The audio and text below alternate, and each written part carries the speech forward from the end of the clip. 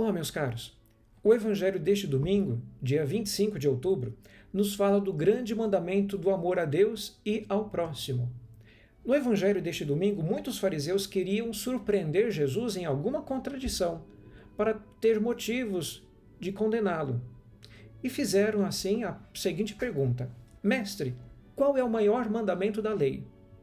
É interessante notarmos que a resposta de Jesus unifica dois mandamentos: amarás o Senhor teu Deus com todo o coração e amarás o teu próximo como a ti mesmo. Levemos em consideração que no tempo de Jesus, para se cumprir os 10 mandamentos, a pessoa religiosa deveria cumprir mais de 600 prescrições, 600 preceitos secundários, onde o próximo era quase sempre apenas o concidadão do mesmo país ou alguém do mesmo grupo religioso. Havia até mesmo uma mentalidade dentre os mais piedosos israelitas a seguinte afirmação: amarás todos os filhos da luz e odiarás todos os filhos das trevas. Percebam que, com Jesus, o próximo adquire uma dimensão universal.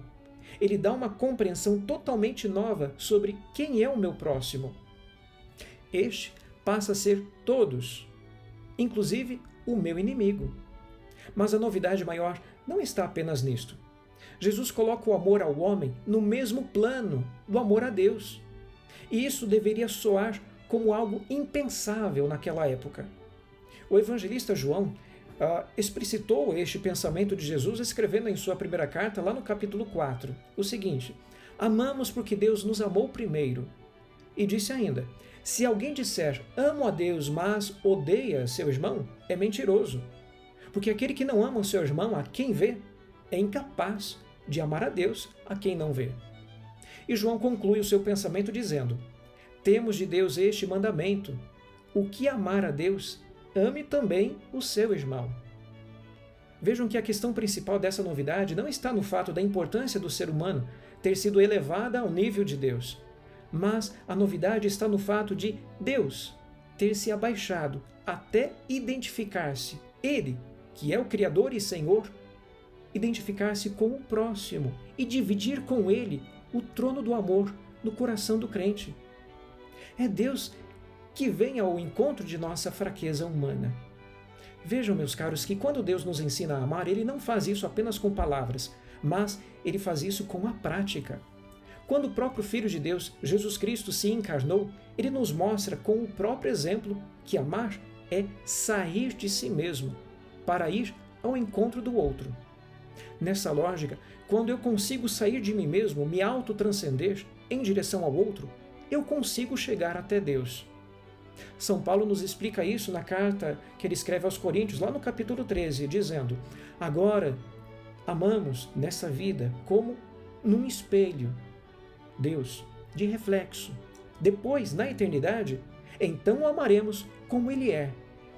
Este espelho, ou enigma de Deus, é o próximo. Ou seja, só conseguimos amar a Deus através do nosso amor ao próximo, que é a sua imagem e semelhança. E o próprio Jesus, que nos manda a amar o próximo como a mim mesmo, colocando este mandamento em continuidade com o primeiro. Ele não coloca ao lado, mas dentro do primeiro mandamento do amor a Deus. Podemos concluir, meus caros, que o amor ao próximo é o caminho. O amor a Deus é o termo ou a finalidade. Isso significa que se eu não conseguir amar o meu próximo, não conseguirei amar a Deus. Para compreendermos essa lógica de Jesus, podemos lembrar São João Paulo II, que nos falava sobre quem é o meu próximo. Ele dizia que toda pessoa importa, toda pessoa é valiosa e que devemos respeitá-la sempre como um fim e nunca como um meio. Ele dizia que todos devem ser tratados como um objeto de amor e não como um objeto de uso. E isto vale para cada encontro que tivermos com outra pessoa, o meu próximo, seja um membro da família, um colega de trabalho, um amigo, um estranho ou até mesmo um inimigo. Toda pessoa é valiosa.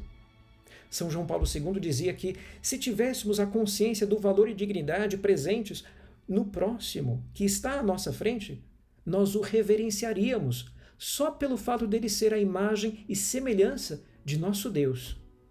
Infelizmente, nos tempos atuais, com a secularização, o materialismo e onde a cultura do descarte cresce cada vez mais, muitos dizem que é preciso prescindir de Deus para se amar verdadeiramente o homem.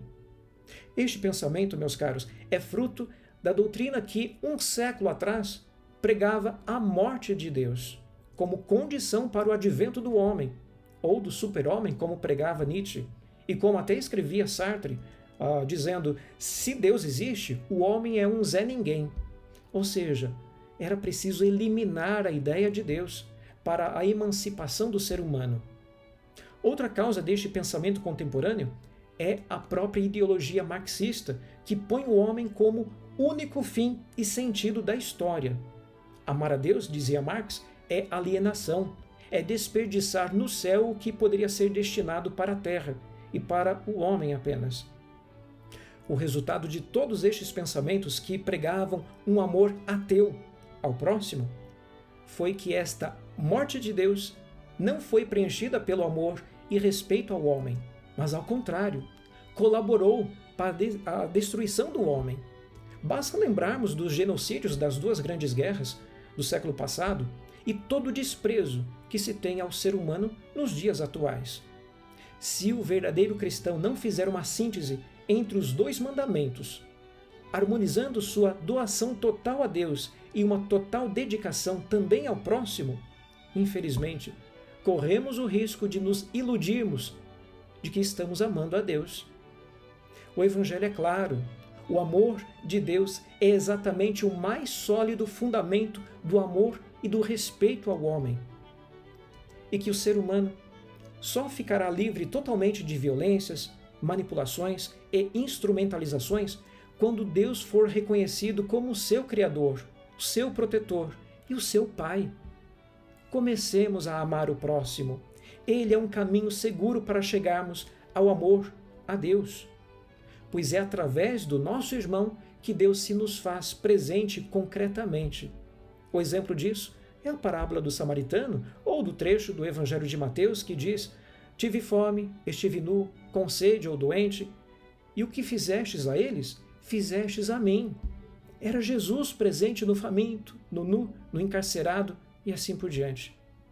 Que a Eucaristia, meus irmãos, que celebramos, nos consagre e nos capacite para este amor difícil, mas possível.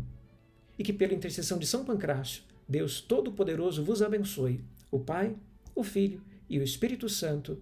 Amém. Fiquem em paz.